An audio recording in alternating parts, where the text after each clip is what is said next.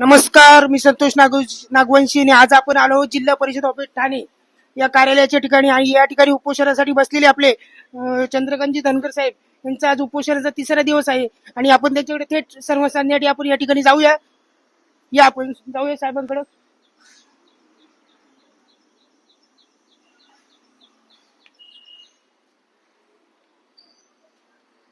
धनगर साहेब नमस्कार.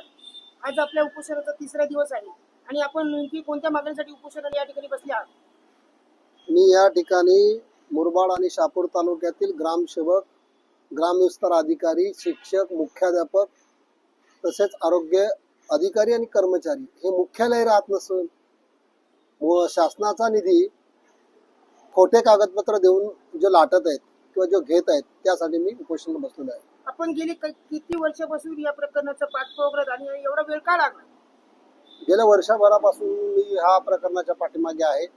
प्रथमतः मी ह्या सगळ्या अधिकाऱ्यांची, सर्व लोकांची माहिती घेतली आणि माहिती घेतल्यानंतर त्याची सत्यता काय आहे त्याची पडताळणी गावागावांना भेट देऊन ज्या ठिकाणचे ह्या लोकांनी घरभाडे करार दिले होते त्या घरमालकाला भेटून, त्या शिक्षकांना भेटून, तिथल्या घरमालकाला भेटून त्यांना त्यांची विचारणा केली, त्यांना त्यांची चौकशी केली असता ही लोक त्या ठिकाणी राहत नसल्याचं आढळून आल्यानंतरच मी त्यांच्या विरुद्ध त्यांची चौकशी करून त्यांच्यावर कारवाई व्हावी या उद्देशाने मुरबाड तालुक्याच्या गटविकास अधिकारी आणि शहापूरच्या गटविकास अधिकाऱ्यांना तक्रारी अर्ज देऊन त्यांची चौकशी व्हावी अशी मागणी केली होती. शहापूर आणि मुरबाड भाडेपावते आणि ग्रामसभा प्रोसिडिंग बाबत तुमचं नेमके आक्षेप काय?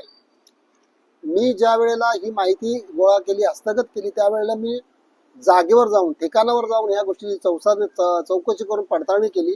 त्यात मला हे सगळे असत्य आढळून आलं. याच्यात असलेली अनियमितता आढळून आल्यामुळे मी यांच्यावर कारवाईची मागणी केली. या संबंधित तुमच्याकडे सगळे पुरावे आहेत का? या संबंधित सर्व माहितीच्या आधाराखाली मी जे मागितलेले पुरावे माझ्याकडे आहेत.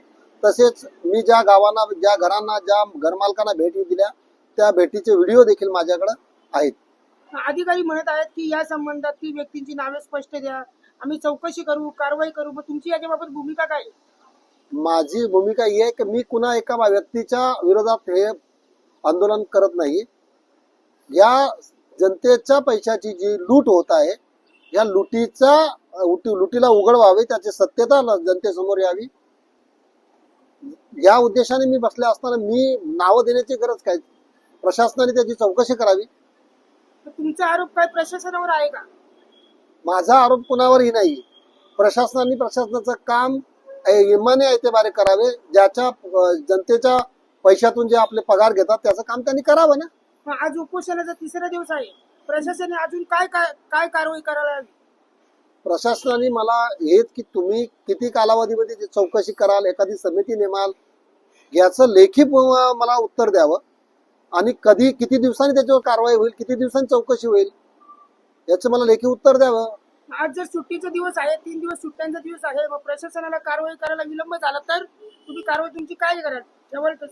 नाही, माझं आंदोलन हे कायम राहील, माझ्या मागणी ही कायम राहील. त्यांनी जोपर्यंत ते चौकशी होत नाही आणि जनतेच्या पैशाचा जो काय अपव्यवहार सुरू आहे तो थांबत नाही तोपर्यंत मी याचा पाठपुरावा कायम करणार. लेखी आश्वासन मिळाले तर तुम्ही उपोषण मागे घ्याल का? जेव्हा ते आमच्या मनाप्रमाणे किंवा कारवाई होईल अशा पद्धतीने जर लेखी देत असतील तर तो विचार करू आम्ही.